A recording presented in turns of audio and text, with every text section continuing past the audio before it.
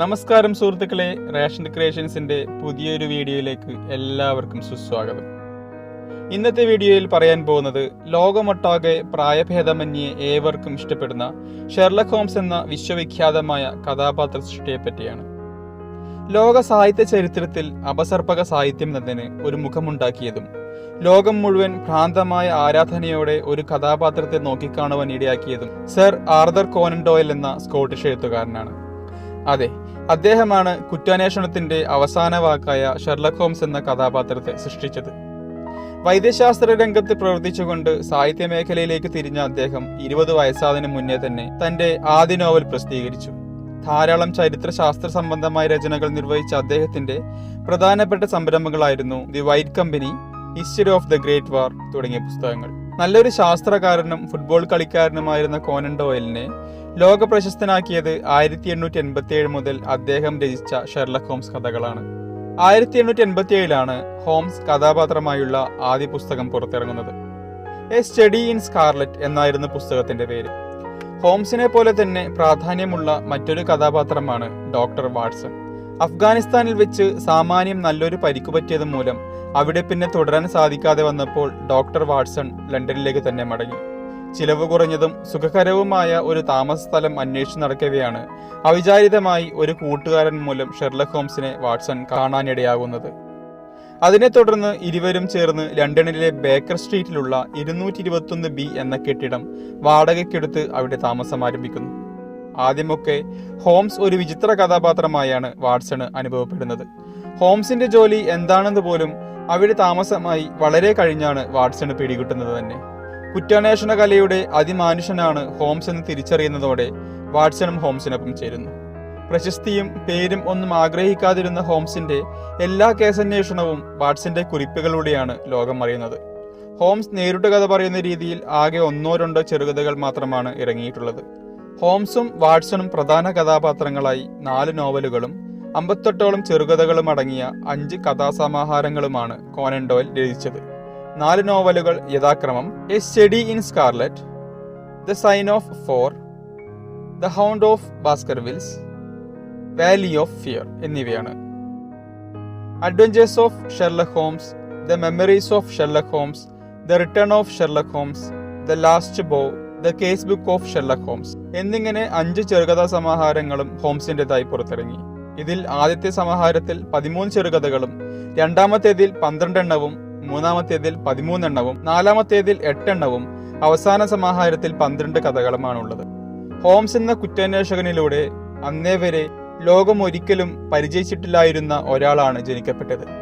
ഹോംസിന്റെ സൂക്ഷ്മ നിരീക്ഷണ പാടവവും ആൾക്കാരെ അതിശയിപ്പിക്കുന്ന സംസാരവും യുക്തിസഹമായ തെളിവ് നിരത്തലുകളും അതിവിചിത്രങ്ങളായ പല പല കേസുകൾ തെളിയിക്കലും ഒക്കെ വാട്സൺ തന്റെ കുറിപ്പുകളിലൂടെ ലോകത്തെ അറിയിച്ചപ്പോൾ ഹോംസ് ഒരു അതിമാനുഷനായി ജനങ്ങൾക്കിടയിൽ വളരെ വേഗം സ്ഥാനം പിടിച്ചു. പണത്തിന് ആവശ്യം വന്ന ഒരു ഘട്ടത്തിൽ തന്റെ സർവകലാശാലയിലെ ഒരു അധ്യാപകനെ മാതൃകയാക്കി കോനൻ ഡോയൽ സൃഷ്ടിച്ച ഷെർലക് ഹോംസ് കഥാകൃത്തിന്റെ കയ്യിൽ നിൽക്കാത്ത വണ്ണം വളരാൻ തുടങ്ങി. ലോകം മുഴുവൻ ഷെർലക്കിന് ആരാധകരുണ്ടായി. ഓരോ പുതിയ പുസ്തകം ഇറങ്ങുമ്പോഴും അവ റെക്കോർഡ് വിൽപ്പനയാണ് സൃഷ്ടിച്ചത്.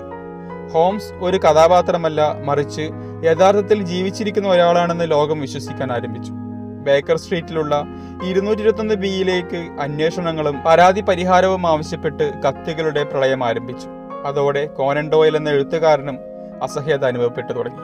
പലപ്പോഴും കോനൻ ഡോയലിന് പൊതുസദസ്സുകളിൽ പങ്കെടുക്കാൻ കഴിയാതെ വന്നു. എല്ലാ സദസ്സുകളിലും ആൾക്കാർക്ക് അറിയുവാൻ ഒറ്റ കാര്യമേ ഉണ്ടായിരുന്നുള്ളൂ: എന്താണ് അടുത്ത ഷെർലക് ഹോംസ് കഥ, എന്നാണത് പുറത്തിറങ്ങുക. മാത്രമല്ല, ഹോംസ് എന്ന അതിമാനുഷന് മുന്നിൽ തന്റെ ഏറ്റവും വലിയ മറ്റു വർക്കുകൾ മുങ്ങിപ്പോവുകയും ചെയ്തതോടെ കോനൻ ഡോയൽ താൻ തന്നെ സൃഷ്ടിച്ച ആ ഇതിഹാസ കഥാപാത്രത്തെ അതിവിദഗ്ധമായങ്ങ് വധിച്ചു കളഞ്ഞു. ഹോംസിനൊപ്പം കിടപിടിച്ചു നിൽക്കുന്ന പ്രൊഫസർ മോറിയാർട്ടി എന്ന ഗണിതശാസ്ത്രജ്ഞനൊപ്പം അദ്ദേഹം ഹോംസിനെ ദ ഫൈനൽ പ്രോബ്ലം എന്ന കഥയിൽ റീഷൻബർഗ് വെള്ളച്ചാട്ടത്തിന്റെ അഗാധതയിൽ അന്ത്യവിശ്രമം കൊള്ളിച്ചു. The memories of Sherlock Holmes പുറത്തിറങ്ങിയപ്പോൾ ഒരു ഭൂകമ്പം തന്നെയുണ്ടായിരുന്ന പ്രതീതിയായിരുന്നു ലോകം മുഴുവൻ. ലോക ജനത വിശ്വസനീയതയോടെയാണ് ഹോംസിന്റെ മരണവാർത്ത വായിച്ചത്. പല ലോകരാജ്യങ്ങളും അന്നേ ദിവസം ഔദ്യോഗിക ദുഃഖാചരണം തന്നെ പ്രഖ്യാപിച്ചു. ചില രാജ്യങ്ങൾ ഹോംസിനോടുള്ള ആദരസൂചകമായി തങ്ങളുടെ ദേശീയ പതാക പോലും താഴ്ത്തിക്കെട്ടുകയുണ്ടായി. ഹോംസ് താമസിച്ചിരുന്ന ബേക്കർ സ്ട്രീറ്റിലെ 221B എന്ന അഡ്രസ്സിലേക്ക് 10,000-കണക്കിന് അനുശോചന സന്ദേശങ്ങളും കമ്പികളുമാണ് എത്തിച്ചേർന്നത്. ഹോംസിനെ പുനർജീവിപ്പിക്കണമെന്നാവശ്യപ്പെട്ട് ലോകത്തിന്റെ നാനാഭാഗത്തു നിന്നും കോനൻ ഡോയലിന്റെ മുന്നിലേക്ക് നിവേദനങ്ങളുടെ പെരുമഴയായിരുന്നു. അതിനായി പല പ്രസാധകരും വൻ തുകകളാണ് ഡോയലിന് ഓഫർ ചെയ്തത്. ഭീഷണികളും കുറവല്ലായിരുന്നു.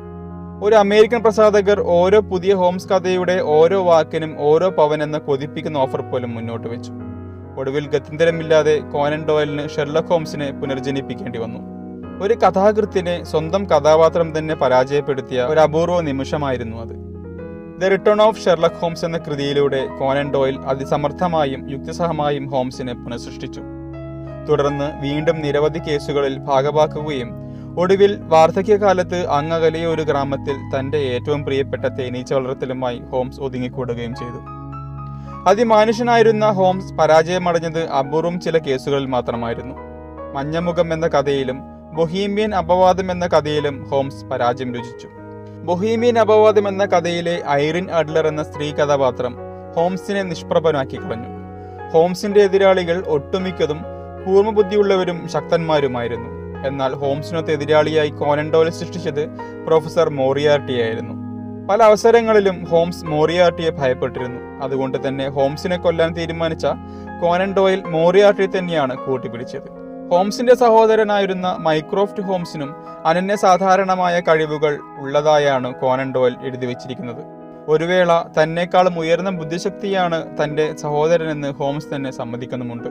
എന്നാൽ പുറത്തേക്കിറങ്ങാതെ ഒരു ചാരുകസേരയിൽ ചടഞ്ഞിരുന്ന് വിശകലനം ചെയ്യുവാൻ മാത്രമേ തനിക്ക് താല്പര്യമുള്ളൂവെന്ന് മൈക്രോഫ്റ്റിനെ കൊണ്ട് തന്നെ പറയിപ്പിച്ച് കോനൻ ഡോയിൽ ഹോംസിനെ മുൻനിരയിലേക്ക് കയറ്റി നിർത്തുന്നു. ലോകജനതയെ ഇത്രമാത്രം ആവേശഭരിതരാക്കുകയും ആകർഷിക്കുകയും ചെയ്ത മറ്റൊരു കഥാപാത്രം ഹോംസിനെ പോലെ മറ്റാരുമില്ല.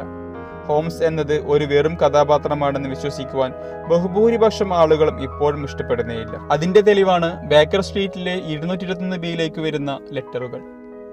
കോനൻ ഡോയിൽ ജീവിച്ചിരുന്നപ്പോൾ തന്നെ ഹോംസ് കഥകൾ സ്കോട്ട്ലാൻഡ് യാർഡ് ഉൾപ്പെടെയുള്ള ലോകത്തെ പല കുറ്റാന്വേഷണ കേസുകളും തങ്ങളുടെ ടെക്സ്റ്റ് ബുക്കുകളായി ഉപയോഗിച്ചു തുടങ്ങിയിരുന്നു. ഇന്നും ഹോംസ് അനുവർത്തിച്ചിരുന്ന പല രീതികളും അതേപടി പല രാജ്യങ്ങളുടെയും പോലീസ് സേനകൾ ഉപയോഗിക്കുന്നു. ഹോംസ് കഥകൾ എത്രയോ ആവർത്തി സിനിമകളായും സീരിയലുകളായും പുനഃസൃഷ്ടിക്കപ്പെട്ടു. ഹോംസ് കഥകളെ അനുകരിച്ച് ലോകത്തിന്റെ വിവിധ ഭാഷകളിൽ നിരവധി കൃതികൾ രചിക്കപ്പെടുകയുണ്ടായി. എത്രയെങ്കിലും പുതിയ കഥാപാത്രങ്ങൾ സൃഷ്ടിക്കപ്പെട്ടെങ്കിലും ലോക സാഹിത്യത്തിൽ ഷെർലക് ഹോംസിനോളം പേരും പെരുമയും പ്രശസ്തിയും പിടിച്ചുപറ്റുവാൻ ഇന്നേ വരെ മറ്റൊരു കഥാപാത്രത്തിനും കഴിഞ്ഞിട്ടില്ല. ഇന്ന് ലോകത്തിന്റെ പല ഭാഗത്തും ഷെർലക് ഹോംസ് ക്ലബ്ബുകളും മറ്റുമൊക്കെ പ്രവർത്തിക്കുന്നുണ്ട്. ബ്രിട്ടീഷ് സർക്കാർ ഒരു ചെറിയ കവല മുഴുവൻ ഹോംസിന്റെ ഓർമ്മക്കായി കഥകളിൽ പറഞ്ഞ അതേ പ്രകാരം സജ്ജീകരിച്ചു വെച്ചിട്ടുണ്ട്. മാത്രമല്ല, ബ്രിട്ടനിലെ റോയൽ സൊസൈറ്റി ഓഫ് കെമിസ്ട്രി ഹോംസിന് വിശിഷ്ടാംഗത്വം നൽകി ആദരിച്ചു. ലോകത്താദ്യമായാണ് ഒരു ഭാവനാ കഥാപാത്രം ഇത്തരത്തിൽ ആദരിക്കപ്പെടുന്നത്. ലോക ജനതയ്ക്കിടയിൽ അമരനായി ഹോംസ് ഇന്നും ജീവിക്കുന്നു.